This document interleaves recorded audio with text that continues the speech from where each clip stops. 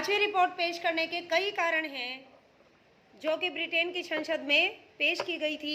First कारण है कि कंपनी का सत्ता में होना।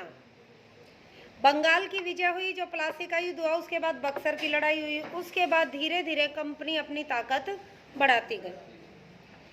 अब वहां के लोग क्या सोचते थे, जो सांसद थे वो ब्रिटेन के सांसद ये सोचते थे कि ये सारा बेनिफिट कंपनी अकेले ही लेगी क्या, उसे वहां से इतना बेनिफिट मिल रहा है तो कहीं ना कहीं देश का भी नाम, तो उसमें जो इतना लाभ मिल रहा है वो सिर्फ कंपनी ना लेके ब्रिटेन के देश को भी मिलना चाहिए, तो उसमें कुछ ना कुछ देश का भी हिस्सा होना चाहिए। दूसरा क्या था, अन्य व्यापारियों का दबाव। अब बड़े बड़े व्यापारी होते थे, शुरू में तो चलो वो ब्रिटिश ईस्ट इंडिया कंपनी आगे व्यापार करने, पर बाद में जब उन्हें यह पता चला भाई यहाँ तो अब इतना लाभ ये कमा रहे हैं, तो दूसरे व्यापारी भी उन संसद पर प्रेशर डालने लग गए कि आपकी देश की वो कंपनी है, आपके अंडर है वो कंपनी, आप उसे ये कहो, क्योंकि भारत में सिर्फ ईस्ट इंडिया कंपनी ही व्यापार कर सकती थी, उसका एग्रीमेंट था, 1600 में उसकी स्थापना हुई थी कि यही कंपनी करेगी व्यापार। पर बाद में जब दूसरे व्यापारियों को भाई क्लियर हो गया, सत्ता में भी हाथ आ गया, तो दूसरे व्यापारी भी प्रेशर बनाने लग गए कि हम भी वहाँ पर व्यापार करना चाहते हैं, तो हमारे भी वहाँ पर रास्ते खुलने चाहिए। तो धीरे धीरे बेटा इंग्लैंड की संसद ने जैसे पहले तो कुछ चीज़ों के लिए खोल दिया, भाई तुम इन चीज़ों का व्यापार कर लो, फिर कुछ चीज़ों के लिए, और लास्ट में सिर्फ चाय रह गई थी कि जिस पर कि चाय तो ब्रिटिश ईस्ट इंडिया कंपनी ही करेगी चाय का व्यापार, बाकी सारी चीज़ों का तुम भी कर सकते हो।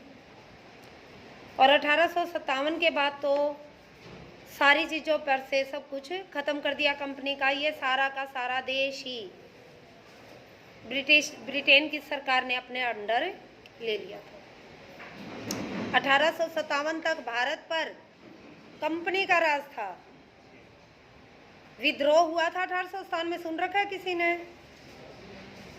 सो रहा है? सुन रखा है 1857 का विद्रोह? जब तूने भारत में रहते हुए भारत का पहला स्वतंत्रता संग्राम नहीं सुन रखा तो सुन क्या रखा है? 1857 में विद्रोह हुआ था, वो विद्रोह ईस्ट इंडिया कंपनी के विरुद्ध हुआ था।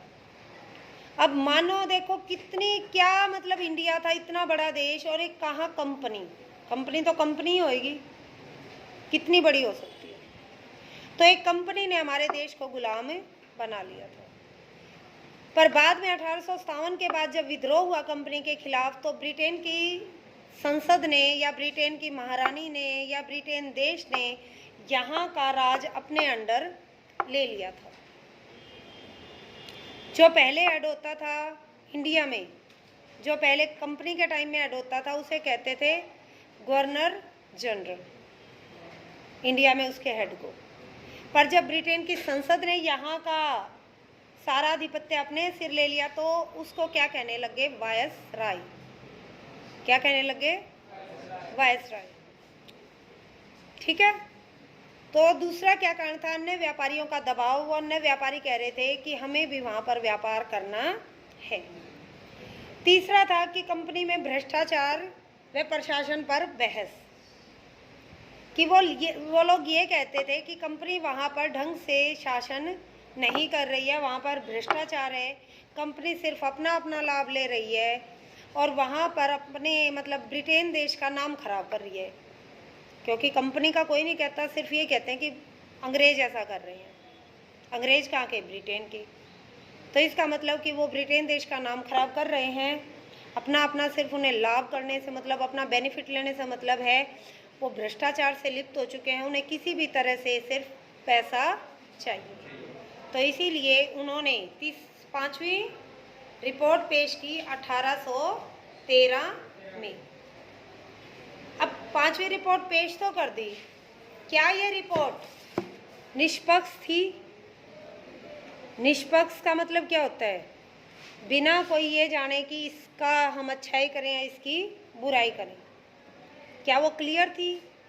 ना उन्होंने कंपनी के बारे में सोचा, ना उन्होंने भारत के बारे में सोचा, ना अपने देश के बारे में सोचा। जो ठीक है वो किया उन्होंने उस रिपोर्ट में किया, ऐसा कुछ भी उन्होंने पहला, ये रिपोर्ट निष्पक्ष नहीं थी, क्योंकि जो रिपोर्ट रख रहा था, जिसने रिपोर्ट बनाई थी, उसका उद्देश्य एक ही था, और वो क्या था कि कंपनी को कुशासन में दिखाए कि कंपनी अपना प्रशासन अच्छी तरह से नहीं चला रही है। वो उसकी सिर्फ कमियां दिखाना चाहते थे। और वो कमियां क्यों दिखाना चाहते थे? भारत की भलाई के लिए नहीं, ताकि कंपनी को कमजोर करके वहां से हटा के और अपना आधिपत्य जमा सके।